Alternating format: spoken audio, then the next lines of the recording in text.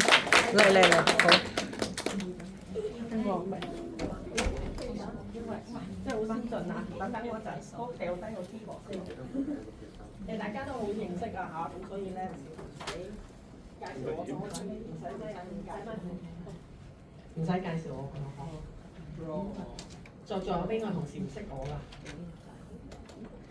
有冇人唔識我先？如果有人唔識我，就去 echo 好似呢個叫咩？卡拉 OK 等等。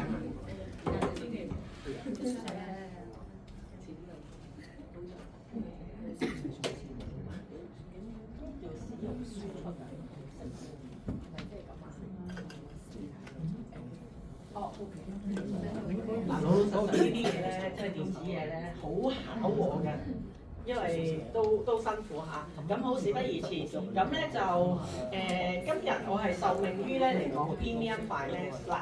再次證明咧就係老友就有，哇！真係太似嘅卡拉 OK 唔好意思啊，係啦，咁咧就啱我完成咗一隻，咁頭先就應該係匯立，我就唔係用匯立嘅，匯立係我冇認知錯，唔知而家最新 update，佢咪淨係走去做保單融資啊？係咪啊？我有冇搞錯啊？佢哋只可以做保單，但保單融資即係話你俾晒錢佢先可以 finance 嘅嘢俾你。我做嗰個咧係 P 塊嘅，所以用唔着佢哋嘅，係啦。咁但係匯立呢啲個 rate 都好好嘅，咁所以咧就即係大家可以慢慢去參考啦。咁佢真係好好啊，幫我喺度搞緊個咪。咁啊我嚟㗎啦，咁啊大家都直接講啦。咁我有個係咪有個咩可以 point 下讀下？呢個控制唔到。唔緊要，我係想要個紅點俾佢哋睇，係咪呢個啊？係咪呢個？呢個我 show 嘅。大家最近知道咧就唔緊要咯，用手指指啦。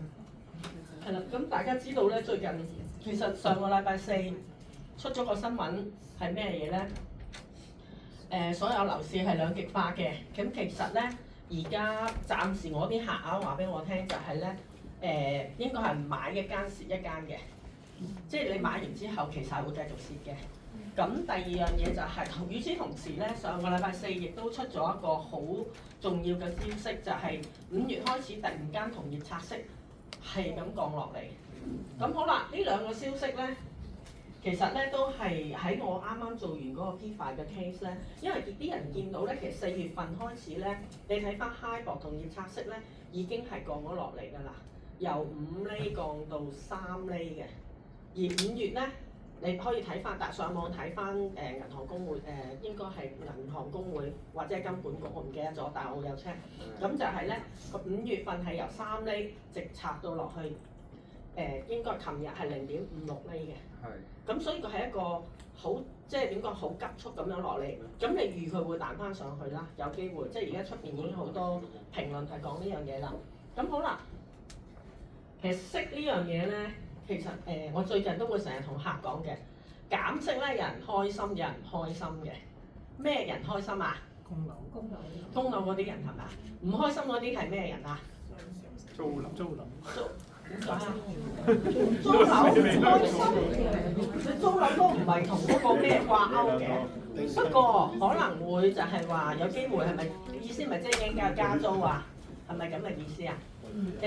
首先咧，香港人咧，我而家預測啲客咧都係咁樣嘅，就係咧好中意同你講就係你個 plan 咪 guarantee 啦，咁啊跟住又問下你喂係咪高回報啦，好多誤區嘅。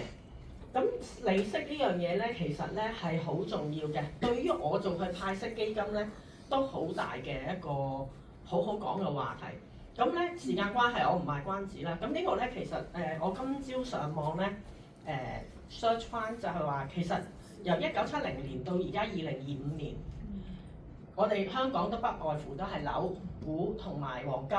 黃金因為升咗好多啊，好多人咧見到，哇！早知係咁買黃金啦。咁其實我對上10年已經叫人買黃金㗎啦，不過啲人係唔蘇我啦，或者見到跌咗啦，喺度嘈冤巴閉啦。咁whatever點都好咧，你見到咧啲三大資產咧，樓同股咧，其實佢哋除咗個價會升之外咧，仲有一樣嘢，佢哋係會有股息或者係有收租呢一樣嘢嘅，所以佢多一行咧收益俾個客嘅。咁好啦，時間關係，我唔喺呢度慢慢計算題，你哋自己可以翻去計。其實咧，如果咧升100倍嘅嘢咧，55年咧個概念係咩咧？每年咧係升大概係平均9% 回報嘅。咁而你只要咧加多3厘息，嗰個呢個租金利息㗎嚇，唔代表股息啊。咁咧就係咧變咗成件事係12%。咁好啦，如果喺72法則，72除12，即係幾多年可以 double 呢件事啊？6年，6年係嘛？咁即係你要話翻俾個客聽。嗱，點解我要特登去講？我係有少少伏筆咧，話翻俾客聽。喂，你唔好日日喺度追我個價啦。日日即係可能做派息基金，可以賺息蝕價喎，最興㗎啦，係啦。又或者咧買一層樓跌咗啦，咁但係你會唔會見到啲人咧？香港人相對地好啊，係冇恐慌性，好似1998年或者係99年嗰啲咧瘋狂式咁樣去掉嗰層樓嘅。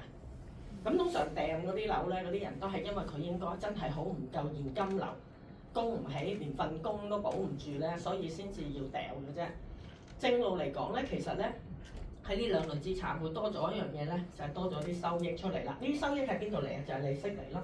所以點解呢啲利息咧有即係見到減息嘅時候有人開心，有人唔開心嘅原因，同樣加息亦都有人開心，有人唔開心。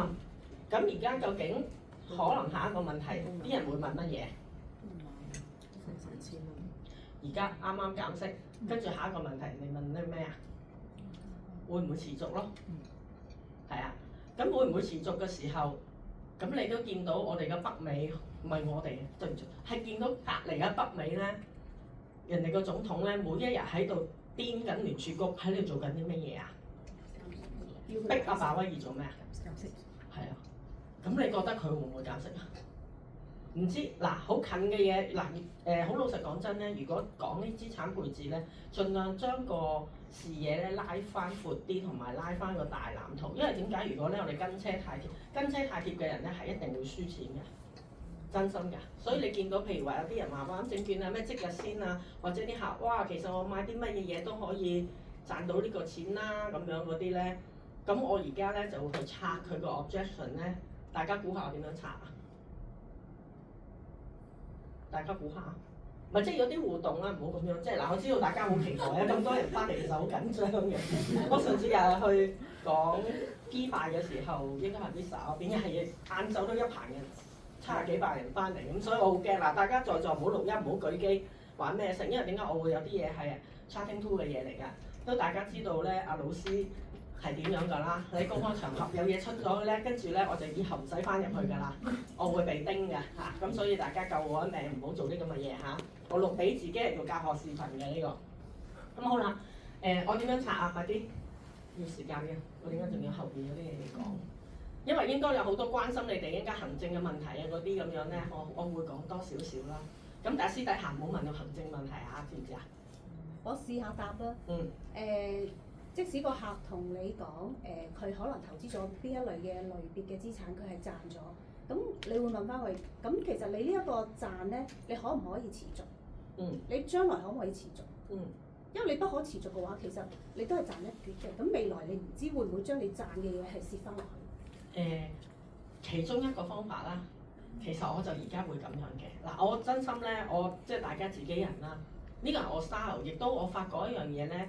對啲客咧，有時咧，佢係用情緒嚟問你問題嘅時候咧，你應該係點樣去解決佢？好多時，即係我啲客都會咁樣㗎。哇，其實如果我買乜嘢就正啦咁樣。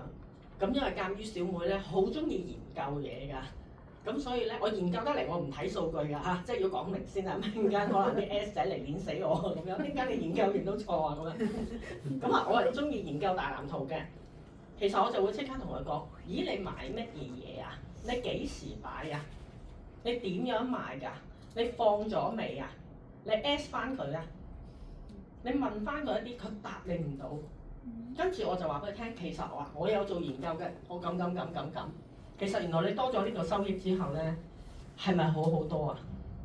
你想唔想有個資產咧？除咗個價，即係呢啲有100倍之外，不過講緊55年喎。你仲要睇下歷史點係起點喺邊度喎？我特登係要攞多啲數據，等你睇清楚成件事係點。咁當然，如果你話再微分少少，譬如10年港股冇嘢表現，咁算啦，你自己識走位啦。咁所以我都會用到一啲 tool 咧去做同埋第二樣嘢，如果有啲客咧會咁樣問我嘅時候咧，我話嗱，你問我好啦，你千祈唔好問一啲咧叻嘅人或者專家喎，因為如果唔係你顯得你會好唔認識個市場，難聽啲講句就係無知，咁佢就會停㗎啦，唔會再問你嘢㗎啦。嗱，我真係咁樣去同啲客傾嘅，咁即係你，因為好多時佢係帶住情緒問題嚟問你嘅。咁好啦，呢個圖咧其實就係想講咧，其實複式嘅威力係乜嘢？咁我再問佢啦，你知唔知咩叫72法則啊？其實你 double 成件事嘅話咧，其實唔需要搞好多嘢㗎。講緊收息咧，點解你見到咧全地球咧對於利息咧咁緊張，加息又好緊張，減息又好緊張？因為佢會有複式效應㗎。原來你 double 一嚿錢嘅時候咧，只要你擺喺唔同嘅 rate 嘅時候咧，個效果係好唔同。所以點解？如果你話真係真心啦，譬如我當阿雪啦，你覺得個價咧你容易捉，即係點講啊？容易去捕捉到定係利息容易會捕捉到啊？個走勢。利息。係。咁我咪不如做翻啲我哋容易拿捏到嘅嘢啦。個價鬼知咩？即係點講啊？今日突然間就升咗好多，突然間第二日跌好多。我舉個例子，最近有一隻應該係內地嘅股票叫做咩叫知行啊？叫做咩知行，即係 AI 嘅嘢。自從 DeepSeek 之後咧，你見到佢哋有一紮咧嘅 AI 股咧升咗好多，但係亦都回翻好多。如果你 check 翻咧，有一個唔知咩人咩知行啊，唔好意思啊，我啱今朝睇文遠知行，你見到佢係一個三角形嚟㗎，升咗 DeepSeek，跟住再跌翻落去，走咗未啊？唔知。係啊，即係你明唔明啊？成件事咧，我好多時係拆解佢哋嘅心魔先嘅，我都會講好多呢啲實戰。嗱，呢啲真係我實戰經驗嚟嘅。咁變咗咧，其實你會有信心再講落去。與其係咁，你要捕捉個價，不如你捕捉個息啦。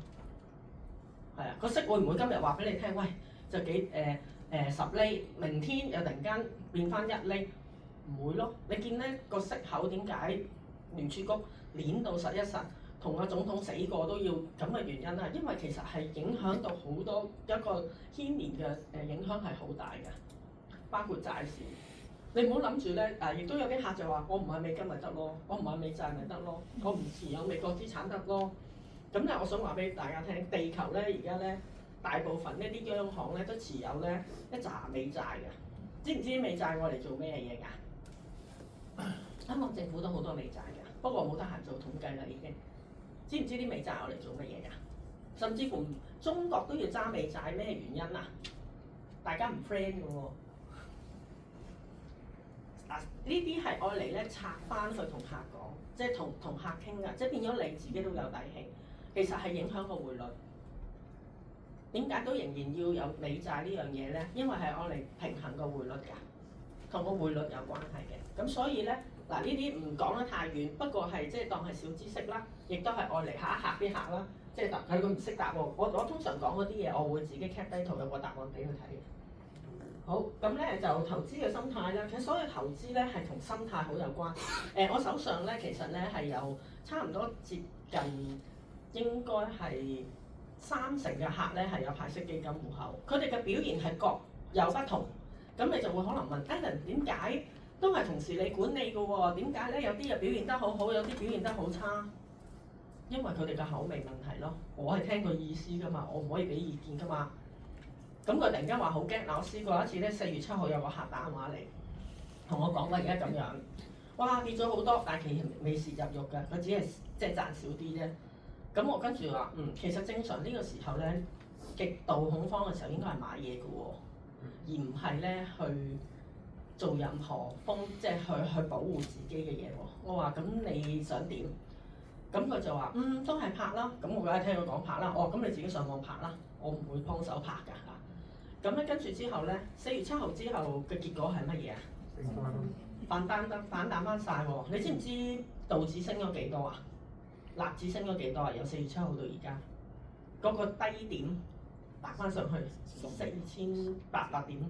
升到而家5000幾多啊？10幾啊？10幾係嘛？應該我冇記錯咧，已經係去到2成啦。咁個客咪冇聲出咯。嚇！我已經係有2個客係咁。我4月7號真係見到佢咁啱嘅時候，買嘢，真係撳住個膊頭。你買嘢，我講咗俾佢聽，你應該要個策略係要買25、25、50，即係25%跌咗10%，你要買25%嘅資金去買嘢，你竟然去轉翻晒去做 parking 嘅嘢喎，咁呢個唔係我個問題啦，係嘛？咁佢哋會開始 learn 到 lesson 咯，所以點解各有不同，即係嗰個表現係唔同㗎嚇。好啦，咁通常而家啲客咧都會講就係咧，就因為有咁嘅底氣咧，你可以咧同客咧講好多關於投資心態嘅嘢。而家啲人咧大部分嘅心態咧係點解我要講咧？因為同際遇有啲關係。第一，佢想快；第二，佢要 guarantee。佢會每次到而家，我做咗20幾年都好，打開個 proposal 話俾你聽，呢啲數係咪 guarantee？我話唔係咯。如果你 guarantee 嘅話，銀行不過銀行啲利率都唔 guarantee， 你搞清楚嚇，唔好離譜。咁我一講話銀行啲利率唔 guarantee，佢係佢哋會停嘅，就唔會再嚟啦。想回報高，同埋咧係風險又要少，又要 guarantee，又要成。咁結果咧就係點樣引申咗好多盲點啊！其實你見到佢哋咧投資好多盲點，咁你跟住就要拆解去話翻俾佢哋聽啦。咁我通常就話啊，最近咧保險公司都睇到市場咧有啲大部分啲人嘅心咧都係想快啲有回報啊，所以咧開始咧都有啲計劃咧係會開始配合嗱。不過你要好好善用所有嘅 plan 咧，計劃係冇問題。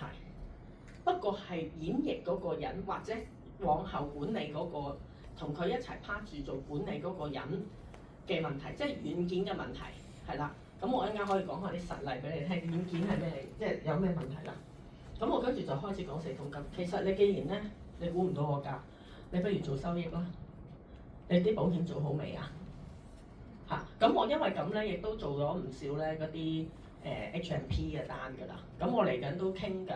有成6張係做緊 VIP 同埋VEP 嗰啲咁樣，咁啊因為一嚟要追責性啦，咁二嚟咧亦都真係有咁嘅剛性需要啦。咁但係大前提咧，我會先搞咗佢呢兩樣嘢先，處理咗佢嘅心情，先處理到呢個事情，係啦。即係我而家見到一大部分人嘅係咁樣啦。咁當然有啲客係有底氣，你睇佢反應係點樣互動。好，咁啊跟住講細預啦。細預呢個計劃咧，其實咧。喺呢個減息嘅時候咧，係真係好好講嘅，因為點解咧？我上個禮拜6咧見2個咧，都開2個啦，開咗2個 case 㗎啦已經。咁我相信陸續有嚟㗎啦已經。咁我就話俾佢聽，其實咧就鑑於咧，因為真係保險公司都睇到啲客嘅市場，即係嗰個心態，所以咧我哋都做一啲咧 guarantee 比較高啲嘅，然之後咧亦都即係點講啊？等佢嗰個回報咧快啲嘅。咁呢啲咧係同大家知道信手明天嗰啲係好唔同㗎啦，咁所以你都要最好就係做翻個對比。咁我會話俾佢聽就係話邊個喺度錄影啊，唔好錄影啊，因為你後邊仲有。咁咧就話俾佢聽嗱，42年已經 break even 咧係非常之快㗎啦。我睇唔到最快，你想要再快嘅話有嘅，你今個月擺落嚟即刻下個月派息嘅，你做派息基金，我後邊會講嘅。咁然之後就話俾佢聽啊，其實咧你當呢一個係一層樓啊，等於咧，譬如話我做過一啲 case 咧，400萬嘅嚇，400萬真係而家可以買到層樓，擺咗落去之後咧，其實佢已經 guarantee 你咧8成半㗎啦，真係高到咧我都覺得諗唔到。其實正常你諗下，如果 guarantee 咁高咧，佢回報行唔到俾你嘅。咁但係咧，你見到佢第9年50%，到13年其實已經一個得。喂，13年我哋可見範圍啦，即係我仔嗰陣時我應該結咗婚，我應該抱緊孫咁啦，希望係啦。咁啊，所有人一聽到10零年內咧，你可以可見範圍咧，佢一定有興趣。同埋最好一樣嘢咧，你見到咧你大嗱擺咗幾百萬喺度，其實咧個第一日嘅退保價值咧已經有8成半。咁點解要設計呢個計劃喺度啊？就係俾啲人可以咧，如果佢最需要。再 finance 嚿錢出嚟去做佢其他嘅嘢係可以嘅，就好似一層樓去做按揭。咁你想你中意俾首期啊，定係你俾晒落嚟先再去做 refinancing， 你自己決定。嗱 product feature 我唔講下，係啦，咁啊跟住再講下。好啦，等先，咦我冇錯係啦。咁咧，然之後咧我就講翻咧就係、呢個咧4厘75 3厘33同埋呢一個2厘係咩意思咧？大家咧可以睇翻咧公司嘅一個資料，就係講 Premium Finance 咧，而家各大銀行嘅 rate 係點樣嘅。咁我而家都會 show 俾大家睇。咁咧呢個4.75咧係邊一間咧？係南洋商業銀行。門檻係一定要借100萬，所以你起碼要借你個細月一定要有120萬先，你先可以做到嘅。咁好啦，3.33係邊間咧？就係大新銀行。大新銀行咧喺5月14號咧，呢兩個 rate 咧係喺 PIL 咧5月13號咧係最新嘅 rate 嘅。咁而呢個2厘係咩嘢咧？鑑於咧就係大新銀行佢係可以好似匯納咁樣，可以做到個 H 按加1.4就係 non-VIP。所以咧，如果按照琴日啊0.56厘再加1.4，即係幾多厘啊2厘。2厘，係咪永久啊？唔係咯。頭先咧你哋咪問咗個問題嘅，可唔可以當 OD 嘅？大新係可以，所以佢有錢可以隨時再掉錢落去，等佢個還款快啲嘅，係啦。咁呢啲係好行政嘅嘢。咁我啱啱走咗一轉，咁好啦。然之後咧，其實你可以俾佢睇到就係話，原來4厘75，一年還3萬6，借100萬嚇，唔係借，sorry 唔係借100萬，借76萬9。咁如果譬如3.33咧，就即刻咧，哎呀遮住咗添，係2萬5啊，俾少1萬。我上個禮拜週末就話俾你聽，我發現咗，啱啱先同個客去完南商開完戶口之後，就見到公司嗰個資料佢降咗息，我就話俾佢聽，喂，減咗3.3，就去到3.33喎，我哋轉會啦，唔去南商，去大新啊咁樣，個客即刻認同。好在我哋嗰日咧，即係咁啱得咁巧咧，我哋喺南洋商業銀行開晒銀行戶口，因為佢要擺低10萬咧開戶嘅。大家知唔知原來大新係冇要求㗎？咁啊1蚊都唔使，你啊自表心意啦，你唔好再攞到咁盡啦，係嘛，大佬？大家都係做緊生意啫。佢寫冇要求，咁 whatever 啦，佢咁寫你我咁講啦，係啦。咁然之後咧，我就講俾佢聽，好在我哋啱啱咧就係啱啱準備擺10萬嘅時候，突然間發現有啲文件咧有嘢錯，咁我哋要走啊！咁走完之後，我內心係好開心嘅，真係好啦，因為實在咧南洋商業銀行咧，佢個批核咧頭先咪講要1個月嘅，大家認知，因為大家未走過啊嘛呢條路，我走過條路咧就係、是、佢都話要1個月，咁但係咧大新銀行咧，我係上個禮拜5交資料，跟住今日係禮拜3係咪？我冇記錯係嘛？因為我已經過到咧唔知邊日打邊日啦，我已經開始大新銀行通知我批咗啦，公司亦都喳喳喺度批緊我張單啊，交咗首期，跟住就單批文啦。你明唔明啊？大新係快到咁㗎，所以頭先會立喺度，唔好意思講啦。係啦，佢哋都可以做內地人嘅單嘅。咁咧，你就要俾佢咧睇翻顯示個威力。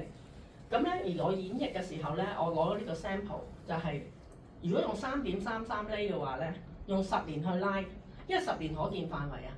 大家唔好拱到咧4、5年啊嗰啲咁樣唔 make sense 啊，亦都唔好催逼，令到個客感覺我乜嘢嘢都要快到4、5年要即刻有回報，呢個係一個好錯嘅理財嘅概念嚟㗎，或者理財嘅思維。你應該話俾佢聽要有長遠。係啊，頭先點解我要講樓啊或者股票，甚至乎基金嗰啲都要講咧？其實你拉長咗咧，成件事咧中間一定係有 set，但佢不斷咁上。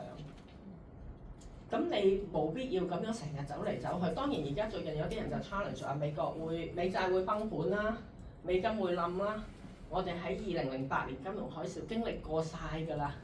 即係如果我哋有得做過資深嗰啲人咧，我哋係曾經經歷過咧，就係咧突然間話咧要 NAV 嗰啲之前嗰啲咩非保證回報突然間唔見晒，跟住啲客喺度即係驚啲客嚟 cut 單潮，我哋全部經歷過，我可以問翻。但係咧結果咧。如果即係在座有啲資深嘅朋友咧，你見到咧，當年如果冇 cut 單嘅話，今時今日嘅可觀嗰個收入、嗰個收益回報係大家想像唔到。所以點解我哋要設翻個客嘅期望，唔好成日話俾佢聽，喂，劣短期啦，甚至乎有啲人係講美金會冧啊，話咩成？你可以睇翻咧上網，因為而家呢個世界有 AI 有 Google 咧，你 Google 咧問一問佢，喂，請問1970年係幾多咩嘢？佢即刻你答你啦。而家係好快，譬如好簡單一樣嘢，2008金融海嘯，大家即係佢一印銀紙嘅時候，美匯係由120咧跌到70幾，我哋係經歷過㗎。嗰陣時就因為有港紙單晉升嘅港紙單就係嗰陣時嚟。大家知道晉升港紙單，而家今時今日係發生乜事啊？真係冇得救㗎，真係反而更美好咧。嗰紮港紙單都仲有得救，因為我本人有一張係救咗翻嚟嘅，所以咧呢個好重要。咁你就好啦。我想俾大家咧計一計，就係話嗱，即係喐下啦嚇。首期俾咗咁多錢，23萬，咁跟住咧借咧就借咗76萬9， 10年咧俾咗個利息，我特登打埋俾大家，25萬4，10年嘅現金價值163萬5。請問佢呢10年平均回報係幾多？開始計，係啦，我俾埋個算式你哋啦。大家唔好望住我，我冇答案㗎，因為我真係冇計㗎。平均回報，攞個手機出嚟計啦，快啲，係啦。係咪好似連題目都未明㗎？我見30零萬回報，除翻10年咧，即係幾多 rate 啊？你要講 rate 啊，唔好講。3點幾？計準啲噃。3厘幾唔吸引嘅喎，你計數先，係啦。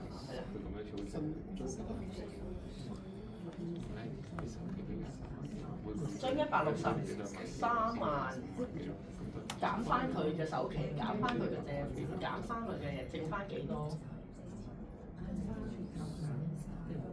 有冇人計到啊？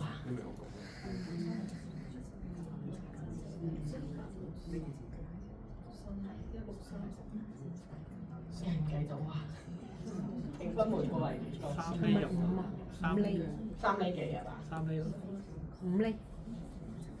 點啊？3厘定5厘？3厘3。4.9。4.9。咁你 relative 嗱，我淨係列咗條算式，我諗住俾大家計，我自己係未計嘅嚇。影低條算式。唔緊要，一陣間落堂再講。嘥時間啦。嗱呢一張咧，其實咧就係、我係喺 Chanting School 嗰度咧去上堂嘅時候，有一堂你記唔記得我哋包咗班咧上 Premium Finance？咁呢個係 Excel 版嚟嘅。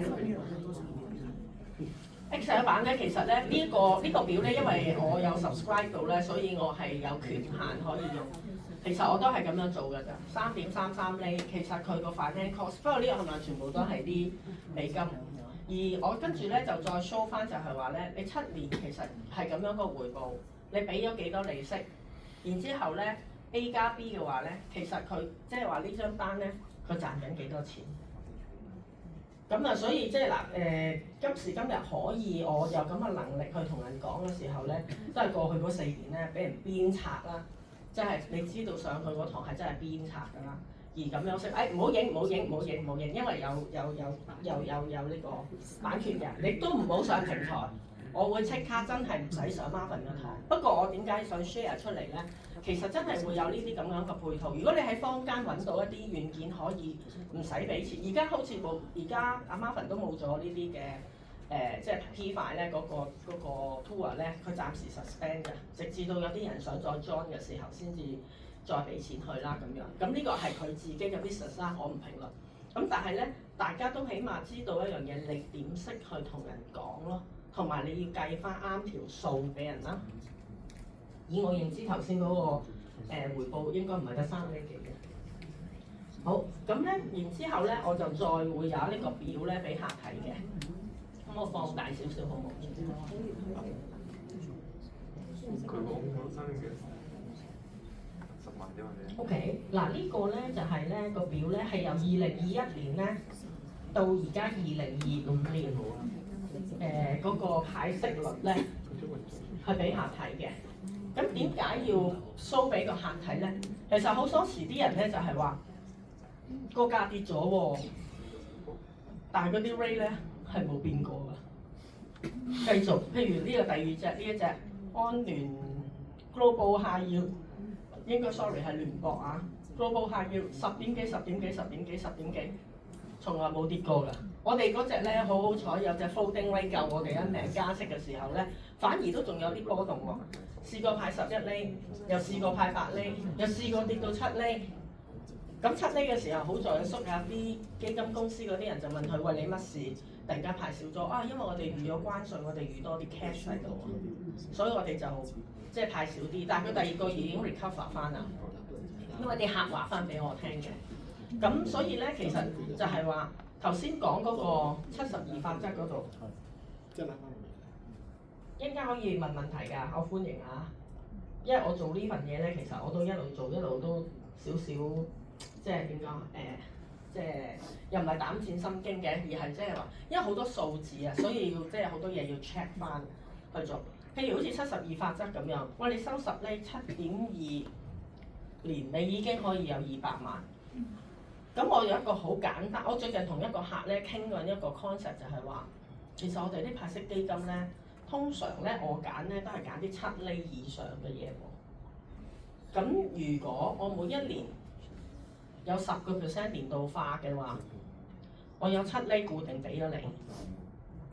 咁只係話，如果個價格搞翻2-3% 升幅，你覺得難唔難啊？如果要2-3% 升幅，可難可唔難啦，保護自己先啦，梗係講嗰句。但係你感覺上第一件事，啲客戶第一件事就我要2-3厘回報，我真係唔使成日搏命同個股市去搏喎，或者係要成日追個價喎。甚至乎有啲人咧就係有個誤區就話，我賺咗息，但係跌咗個價喎。好多時有呢啲誤區，但係佢哋忘記咗咧，其實咧係要個雪球效應啊！個雪球效應就係話，其實你收咗啲息咧，佢一路喺度滾嘅 compound interest。咁呢樣嘢咧，亦都好幫到我咧。複息效應呢一樣嘢咧，係好幫到我咧去 sell 埋順手明天或者係世越所有嘅儲蓄 plan，你都可以咧拉翻佢去遠少少，真係20-30年咁樣睇咯。前期就係頭10年嘅錢咧，你係會揀啱工具。頭10年嘅錢，其實真心話要快嘅話咧，或者個客即時有個效益收益嘅話咧，派息基金係不二之選，因為你今日擺落嚟，下個月佢已經有息派俾你㗎啦。咁最近我有啲客就可能話俾我聽，我諗在座有啲咧做咗耐嘅咧，都會話俾你聽，即係一 review 嘅時候，喂，我覺得啲保費好吃力啊，可唔可以 cut 緊啲啊，減細啲啊，可唔可以啊？嗱，我最近都遇過呢啲㗎，我都會話俾你聽啊，大家都5字頭㗎咯喎，我都唔介意話俾你聽，我仔咁大5字頭啊，你覺得其實我係個保險需要我啊，定係我哋好需要保險啊？你覺得咧？我哋需要保險定保險好需要我哋啊？我哋好需要保險喎。咁 cut 乜嘢啊？咁我就跟住講啦，就話，與其你諗住 cut，不如你諗下點樣開源幫你交呢個保費啦。其實當初已經話俾你聽啦，你做醫療嘅，你一定要做翻個醫療融資啦，係咪？咁你唔做咯，咁而家咪係效果咯。有啲譬如好似喺 A 記買 CEO plan， 你知唔知佢哋每一年嘅加幅係幾多啊？保費去到60幾歲，我啲客嗌晒救命，因為當時好平喺 Citibank 7折嚇，每年加24%，佢哋頂唔順啊！好有錢都好頂唔順啊，因為頂唔順個加幅，唔係個帳面嗰個咁簡單。咁我就梗係，咦？哇！你有咁嘅需求，第一件事身體健康 OK 啦。過唔到嘅話，咁我都係用翻嗰句，與其你真係要去 cut 細個保費，或者係你想點慳，不如你有嚿錢抌落嚟，去 gen 多啲新嘅 money 俾你好過啦，會唔會好啲咁樣？咁所以咧，其實你見到咧市場咧，而家好多人都係咁樣嘅，即係佢哋你變咗咧，你要可以咧有咁嘅信心話俾佢聽嘅。我哋保險公司係製造收益嘅，唔係同你製造增長。你製造增長咧，有幾個地方可以去嘅。第一，你去港交所炒股票；第二，你去澳門賭一鋪。你明唔明啊？即係唔對個期望咧，即係有時你可以咁樣同佢哋講，令到佢哋可以即係唔需要去嗱，因為真心啦，我都好多謝阿教主咧，成日都話咧，啲客咧輸咗錢咧，有時咧見到我哋係 agent 啦，蝦我哋㗎，點解會咁㗎？點解乜㗎？但係出邊自己輸到蝦喺度咧，唔講㗎。我有個客咧，我嗱真心我有啲客，我感恩咧，我有啲即係啲客係真係相對有錢的啊！你知唔知佢哋咧都為咗收益咧，除咗嗰度做派息基金，只係擺100萬啫。但係原來佢哋將咗1/4身家咧擺咗去一間公司度買公司債，收白利息。嗰間叫做遠洋集團，大家 Google 下呢間遠洋集團係咩環境？點啊？嗰間遠洋集團，你 Google 下，得閒 Google 啊！你真係一人哋問你嘢咧，你其實有個反應咧，去 Google 下 search 佢講嘅嘢係點嘅。其實佢哋咧應該係資不抵債。咁跟住佢哋會出咗啲信咧，俾嗰啲 bond holder 啦，即係叫債主咧，就話俾佢聽，我哋有2個方案，第一係同你轉可換股債券，一係就變股票，即係你由一個債主突然間變去股份持有者個概念喎，係啦，咁所以大家都可以有時不妨咧去同啲客咧去了解下佢哋狀況。好，咁我睇下後邊有啲咩嘅。其實我下邊咧可以開始 Q&A 範圍㗎啦。啊，呢個係啦，就係派息基金，我就係講話，我睇啲灰色嘅嘢嘅，7厘以上，跟住你再同佢逐隻話俾佢聽，呢個價係點樣先？係啦，如果譬如咧就 floating rate 咁樣咧，應該第4隻嚇，我最記得8.53嚇。呢隻咧就算4月嗰陣時波動咧2%嘅啫，好穩嘅。你見到好多，但係當然咧 AIG 即係嗰隻安聯及收益基金，好多人蟹咗啦，好多人慘咗啦，玩咩性啦，我哋都有辦法去拆解嘅，係啦，咁啊都講下一個少少例子啦，就係、我有一個客咧，就係、應該喺唔同場合我講過，買咗 AIG 之後咧，個客咧同我講就係話，佢因為唔係幫襯我嘅，咁我話俾我聽，你買派息基金，咁你買邊隻？佢話我買一隻安聯。我話咁我冇揀派息啊？佢話俾我聽佢冇喎。咁跟住我就話點解你唔揀派息啊？跟住佢就話俾我聽，因為我覺得好少利息啫嘛。我叫個 agent 咪唔使同我轉做派息咯。咁我就話俾佢聽，你知唔知呢隻嘢派幾多息㗎？8厘53喎，你擺400萬喺度喎。Sorry， 300萬。300萬你知唔知係每年將幾多？每個月將幾多錢俾你㗎？19000幾啊，應該。跟住咧，1年27萬，乜你覺得27萬嘅息唔多咩？你3年冇咗喎，3年冇咗你跌咗差唔多90萬落街喎。個客即刻嚇到咧呆咗。嗱，結果係點樣咧？佢應該仲有1年咧先至可以退保嘅，要俾3%手續費。我就拆解埋佢，其實你擺喺度咧3個月咧收息咧，你已經解決咗嗰3%手續費。咁佢即刻二話不說，即刻轉過嚟。係啊，咁所以呢個就係我哋嘅軟件咯。你要話翻俾個客聽，同埋咧呢隻安聯嘅收益及增長基金咧，已經唔係佢當初出2016年嗰個版㗎啦。嗰陣時佢哋咧1/3咧係股票嚟㗎。而家咧對唔住啊，佢嗰啲股票咧都係繼續有股票，不過係用好多叫做期權嘅嘢去處理，即係話一賺錢就即刻派息俾翻啲持有人。咁即係話其實佢係未必，佢本身係唔能夠派到8厘咁高。呢個就係我哋一路上堂學嘅嘢咁樣。咁所以嗱，呢啲增長知識咧係令到我係有機會咧去簽好多啲相對大少少嘅單子。做乜嘢？你做乜嘢歌？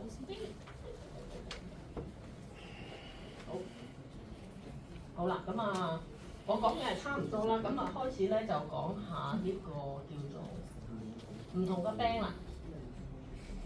嗱，呢張係5月13號最新嘅。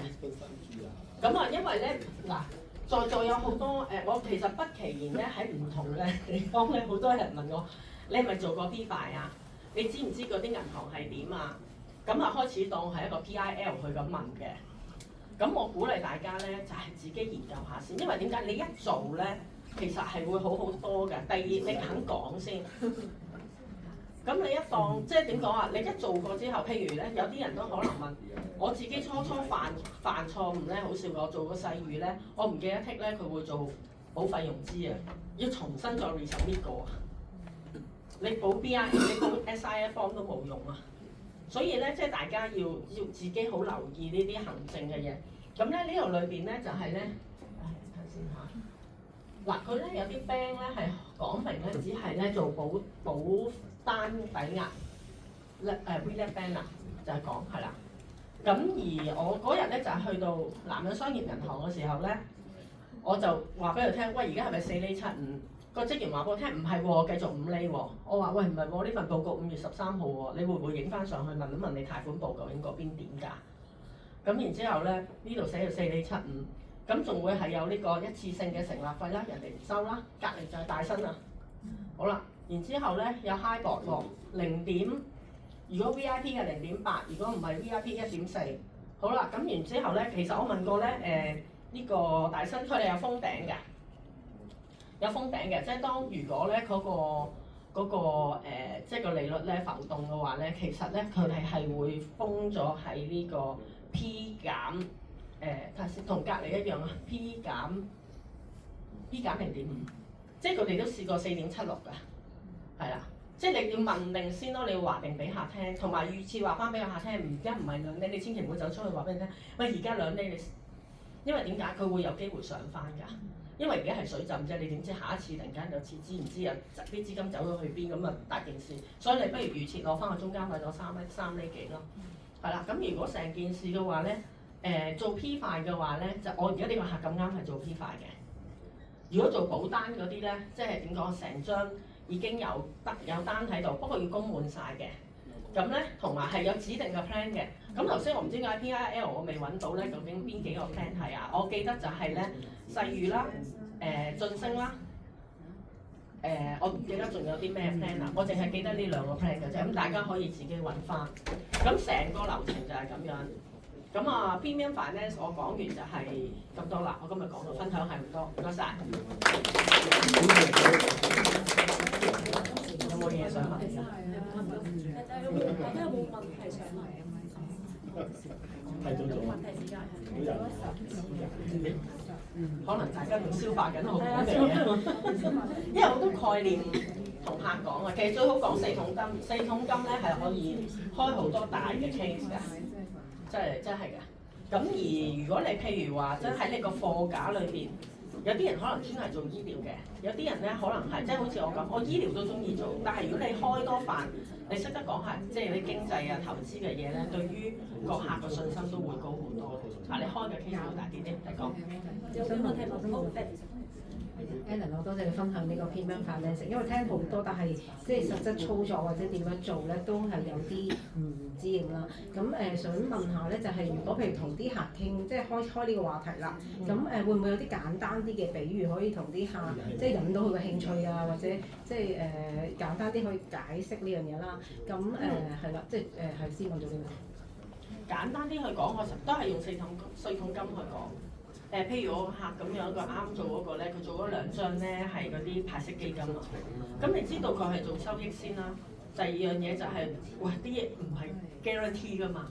譬如好似今次咧嗰個關稅咁樣咧，嗰日美股連續2日係跌咗成3000幾4000點啦嚇。你諗下咧，其實我嗰刻真係內心喺度諗，哇！好在我哋啲 saving plan 有 guarantee 嘅啫。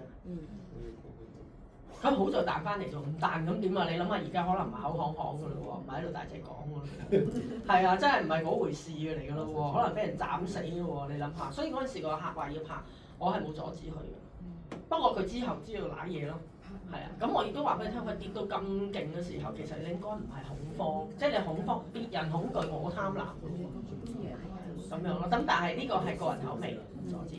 咁所以咧，如果你話 Premium Finance 咧，其實我點解頭先一開始引子咧，點解要講利息呢樣嘢咧？變咗就係你知道其實原來咧，你唔係淨係追個價，你其實如果仲多有收益嘅話，你個回報係可以唔一樣。咁你就可以咁樣講。咁 Premium Finance 你可以當層樓咯，因為譬如話頭先一開始啦講啦，就係話啲樓買一間跌一間嘅喎。有啲係跌一半嘅喎，因為一開始一取消咗印花稅，有啲人咧係諗住去摸貨啊、click clack 各樣成㗎嘛，哇諗住正啦！你諗下我哋有一個城中嘅鋪王，大家睇下佢最近新聞，佢都要賣2個鋪出嚟，總共係蝕咗3000幾萬喎，仲有啲佢係未放喎，係啦。咁所以如果譬如話，咦我今時今日有冇啲咩可以唔跌但係會升嘅嘢咧？有冇咁嘅？你揾唔揾到咁嘅價值嘅嘢咧？港股你就唔夠膽，而家仲有好多人冇信心㗎。我有啲客直情唔肯買港股添嘛，一同佢講香港嘅股票基金係直情耍手兼零頭，咁咯。答唔答到你？係先講。因為多謝你分享啊！有少少情況，我自己都好混亂嘅，所以就問下你嗱。主要嚟講咧，派息基金，你會唔會係100%咧放落去派息基金，定係會留翻一個margin 位，譬如大約20%咧，就係唔派息就我個人係會，我答你，我個人係會留翻 margin 位，因為點解咧？頭5年你會見到佢有嗰啲什麼保單即係行政費啊，同埋有一啲嘅 admin charge 各樣性咧。咁嗱，收得 charge 嘅原因係因為佢過身嘅時候，其實係會賠105嘅，會有啲嘢換翻嚟嘅，所以你要話定俾我下聽，你全派息嘅話咧，會有個咁嘅情況嘅，你會見到個價格可能唔升，反而仲會跌嘅，輕輕跌，不過唔會跌好多，跌2%，你要忍受到嗰5%嘅 difference 咯，仲要睇你揀唔揀得啱。嗱呢個就係我哋嘅功夫嚟嘅。咁另外留翻嗰2成係做咩咧？如果可以嘅話，做一啲累積嘅基金，例如係咩嘢咧？譬如而家譬如話係講得比較最多嘅，央行買得最多嘅就係黃金，咁樣咯。我都知你好勤力咧，一路都喺度進修緊。即係話，如果嗰20%嚟講咧，你大部分都會係揀落去黃金嗰隻做累積。唔係。咁你可唔可以話俾我聽，大約而家？